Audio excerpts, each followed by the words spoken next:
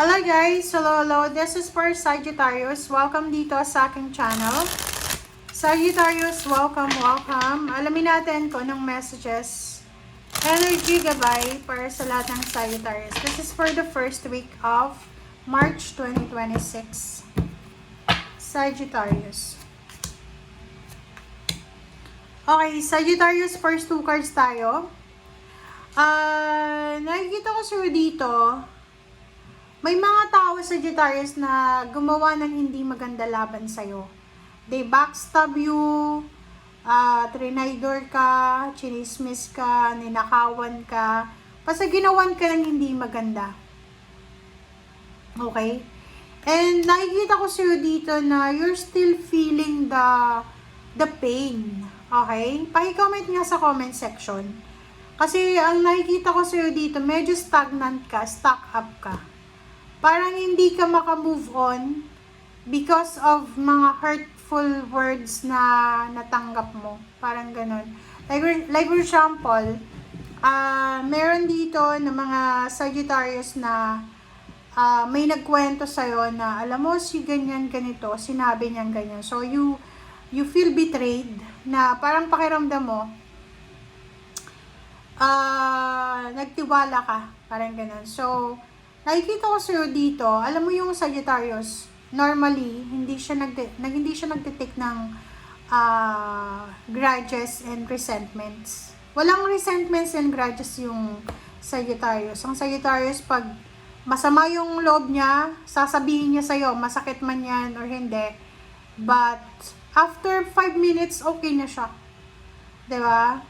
Wala siyang resentments. But in your case, this week, parang nakikita ko siya dito na mahihirapan ka na maka-move on because of this one. Stuck up ka. Parang mararamdaman mo na medyo, mawawalan ka ng focus and interest. Parang ganun. Meron din sa inyo dito, merong mga Sagittarius na sa linggong ito ay wala kayong ibang gagawin kundi magtrabaho lang. So, nakikita ko sa inyo dito, yung iba naman, busy sa kanilang trabaho, kasi gusto nilang kumita ng malaki, kasi may pinaplano silang ganito, ganyan, kasi may bibilin silang ganito, ganyan, may celebration silang gagawin. So, meron dito na Sagittarius na nagtatrabaho sa umaga, sa gabi, nag-overtime pa, sa weekends meron pa siya, kasi gusto mong mag-save ng pera. And by the end of the week, nakikita ko sa'yo dito na lahat ng sacrifices mo, lahat ng pagtsatsaga mo, pagtitiis mo, may malaking halagang blessings, pera, victory, and success na makukuha ka. Diba? Siyempre, Sagittarius, isa siya sa pinakamasipag na zodiac sign. So, walang imposible sa kanya. Lahat ng pagod niya, lahat ng sacrifices niya, pagtsatsaga, pagtitiis, makukuha niya talaga kung ano yung kapalit niyan. Alright, so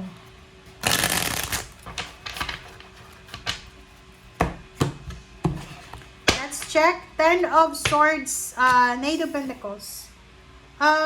Nakikita ko sa'yo dito na siguro yon medyo masama ang pakiramdam mo. It's because tumulong ka, like for example, tumulong ka sa isang tao, tinulungan mo siya, financial help yung ginawa mo, but the problem is, trinidor ka, ginawan ka ng masama, or kung ano pa man. So, please comment down below if you resonated dito. Kasi yung Knight of Pentacles dito, sinasabi ng barahan na,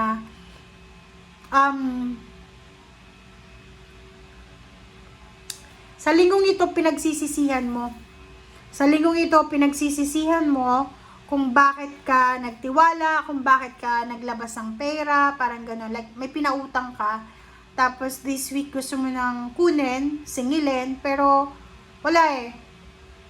Instead na bayaran ka, siguro pain and heartaches, hurtful words, pang-insulto pa yung makukuha mo. Capricorn, okay, so yun, ang nakikita ko sa'yo dito, isang Capricorn ang kailangan mo talagang iwasan. if you are married, if you are in a relationship sa Capricorn, siguro mahirap yon na iwasan. But as much as possible, kahit asawa mo siya, kailangan mong magdesisyon according sa kagustuhan mo, hindi sa pagmamanipulate ng Capricorn na to.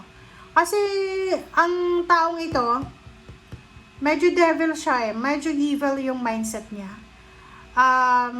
Like, yung taong ito na kadil mo, etong taong nakasakit sa'yo, siya yung klase ng tao na ang taas ng, mataas yung pride niya. Like, for example, siya na yung may kasalanan, babalik ta rin niya yung i-manipulate ka niya. So, you need to stay away sa kung sino man yan. Okay. Nakikita ko sa'yo dito na meron ditong Sagittarius na siguro napapagod ka na sa trabaho mo. Siguro napapagod ka na sa ginagawa mo, like paulit-ulit lang. Tapos kino-compare mo yung pera mo, yung sweldo mo sa dati mong trabaho. Like, kung magkano ngayon yung pera mo, kino-compare mo siya sa pera mo dati. So, parang iniisip mo na bumalik na lang sa dati mong company, sa dati mong pinagtatrabahuhan, or parang ganun. So, may iba sa inyo dito na medyo nag-iisip kayo. You're overthinking and analyzing this week. Okay.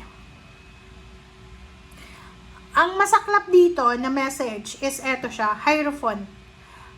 Yung pakiramdam mo dati na kasangga mo yung taong ito, hindi ka makamove on eh, 'di ba? Kahit na parang ginagawa mong yung halimbawa meron kang problema ngayon, problema sa pamilya, problema sa pera,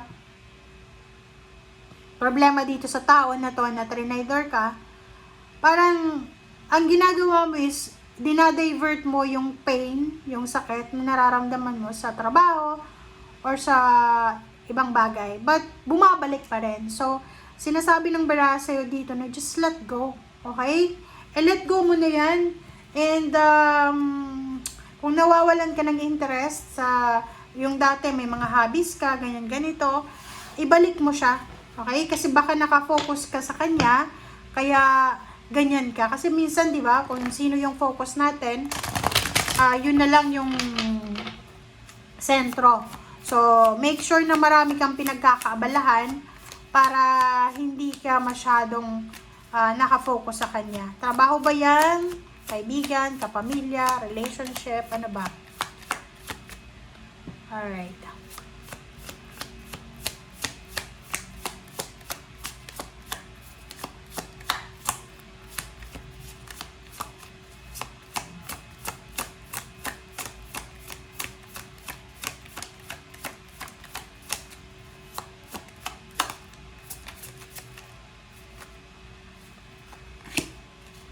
Okay, 6th chakra. Archangel Metatron and 1st chakra Archangel Michael. Oh. Sabi ng dalawang archangels na to, Archangel Michael is protecting you, supporting you sa linggong ito. Si Archangel Metatron din ay bibigyan kanya ng wisdom, ng knowledge, para ma-resolve mo itong mga issues mo na to. So, kung pinanghihinaan ka ng loob, kung mayroon kang mga stressful na sitwasyon sa linggong ito, ask for help sa iyong mga angels, especially invoke Archangel Michael and Archangel Metatron. Tawagin mo lang sila para malinawan yung isip mo. And yun, so let's check ano pa ba yung message sa'yo ng spirit mo.